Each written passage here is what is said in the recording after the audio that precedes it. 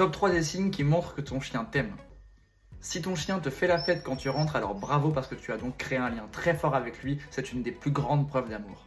Ou alors c'est qu'il y a un gros problème avec la solitude et qu'il a tellement stressé parce qu'il était seul que quand tu rentres, il explose d'émotions et ça serait pas mal de travailler sur la solitude parce que c'est pas forcément une émotion hyper positive.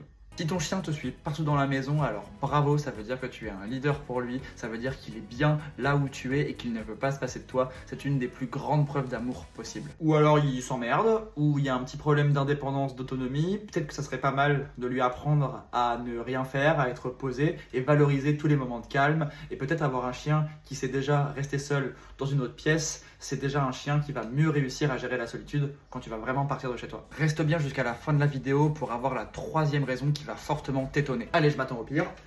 Et enfin, le troisième signe, c'est si ton chien te regarde dans les yeux et t'écoute, peu importe la situation. Oula, d'accord. C'est la plus belle preuve d'amour possible. Si ton chien fait ça, ça veut dire qu'un amour inconditionnel vous lie et qu'il est prêt à faire n'importe quoi pour toi. Peu importe ce que tu lui diras, il sera toujours prêt à t'écouter et à te suivre dans toutes tes aventures.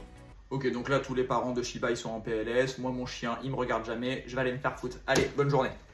Et oui les amis, faites attention à toutes ces vidéos qui tournent sur TikTok, c'est très beau, c'est très mignon et en vrai c'est plein de beaux messages d'amour, mais attention, la vie c'est pas aussi simple, faites vos recherches, creusez un petit peu les sujets si vraiment ils vous intéressent, parce que parfois des mauvaises interprétations peuvent amener à des mauvaises conclusions et vous pouvez passer potentiellement à côté d'un problème de comportement. On se retrouve très vite pour une prochaine vidéo.